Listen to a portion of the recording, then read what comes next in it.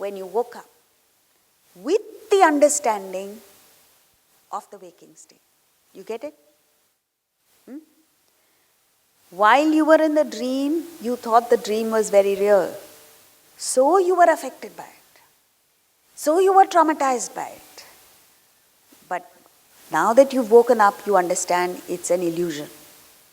Suppose, and this is something that never happens, but I'm asking you to imagine it.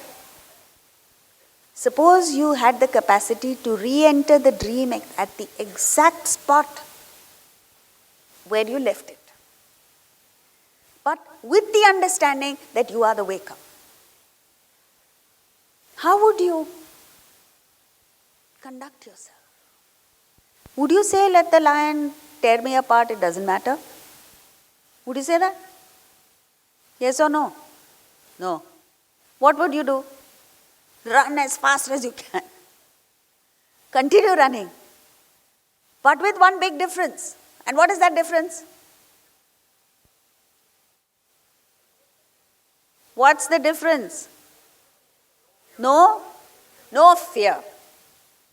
No fear, no stress, nothing. Only amusement.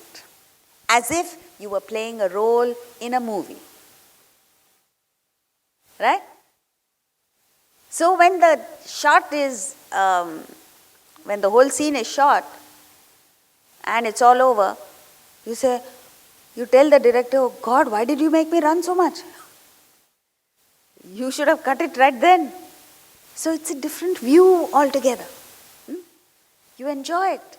What was traumatic before, you now enjoy. Now what the sages are telling us is, this waking world which seems very, very real to you is no different from the dream that you now know is unreal. You can never be convinced of it. It's like trying to tell a dreamer it's unreal while the lion is chasing him. No dreamer will ever believe you, however much confidence he may have in you. So I'm not asking you to believe it. You cannot. All that the sages are asking us to do is just consider it. Think about it. If it is true that this is no different from a dream, then how would I conduct myself? That is 100% objectivity.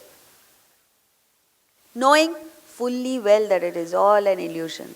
You play your role magnificently with dignity and grace and charm like Krishna did. Whatever he did, there was a charm to it. As a child, he was up to all kinds of mischief.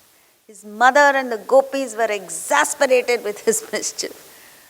But they couldn't help love him because he was so endearing, so captivating, so enchanting. Later, again he was up to mischief, played all kinds of mischief.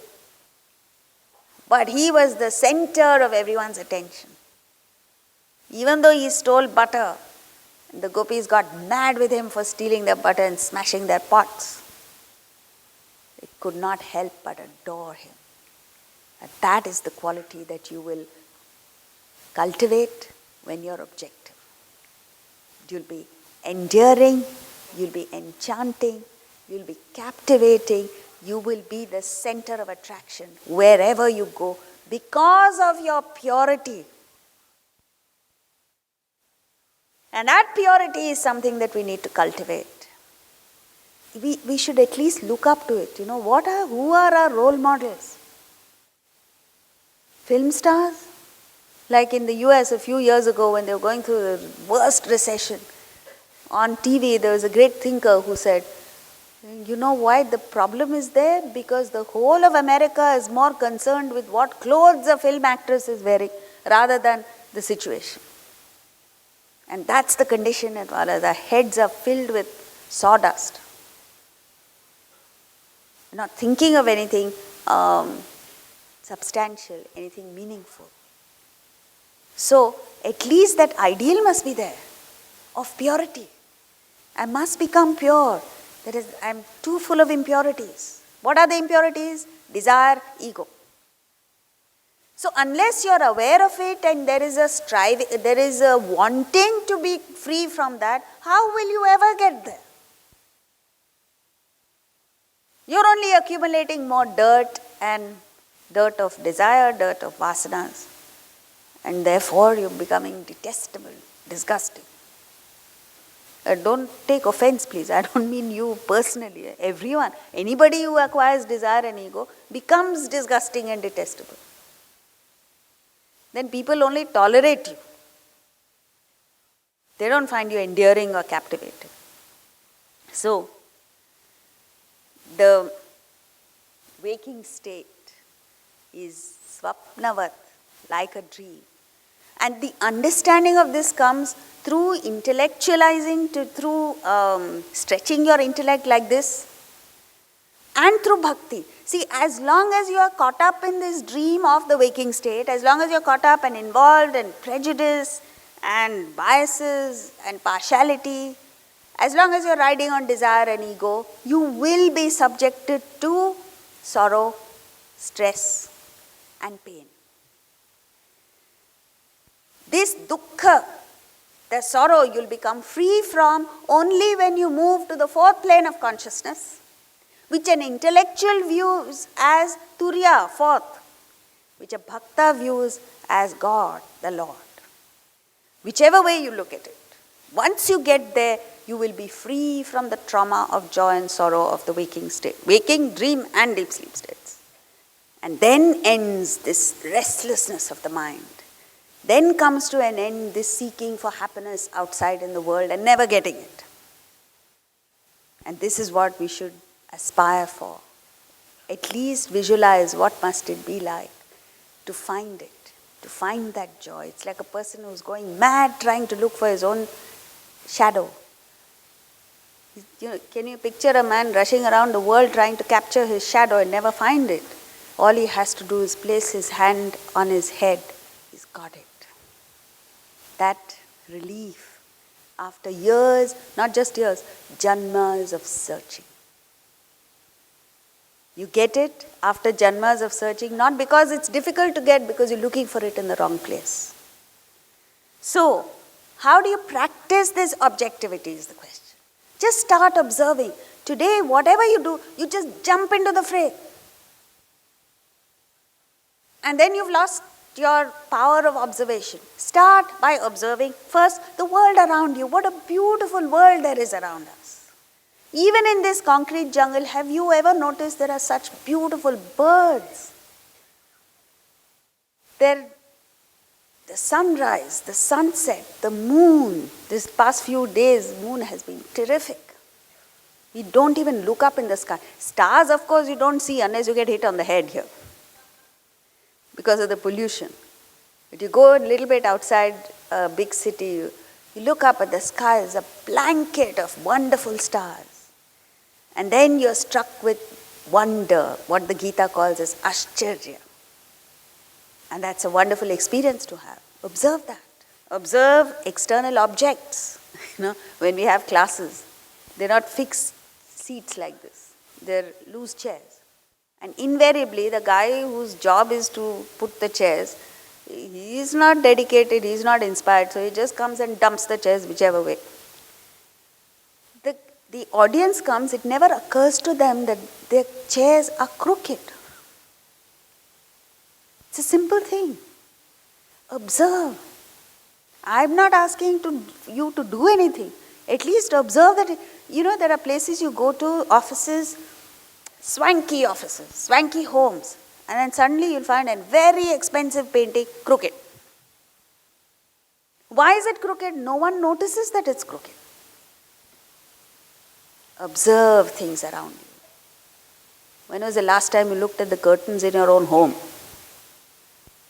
When was the last time you looked at the upholstery in your furniture, on your furniture, so on and so forth? External beings, people around you.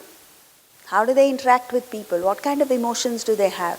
In Bombay, you go around, you find everyone is on edge. All over the world. In Western countries, it's more.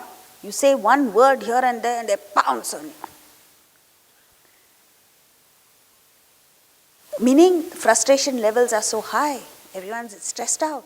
And then suddenly in the middle of all that you find one completely chilled out character, peaceful person. You must observe. What kind of thinking do they have? What activities are they engaged in? Just observe, don't pass judgment. And then you come to yourself. Observe your body, where all the flab has gone and settled. Why must we be conscious of that? Not just to look good, but because that is a sign of tamas. And you want to eradicate tamas. So that makes you feel uncomfortable. Then what kind of clothes do you wear? Like Shakespeare said, they should be rich, not gaudy. Rich means not rich, not expensive. But what he means by it is elegant, not flashy. What kind of emotions do you have? Are you constantly negative? Are you constantly getting irritated with people? Are you always frustrated with people? What kind of thinking do you have? Are you clear? Are you confused? Are you decisive?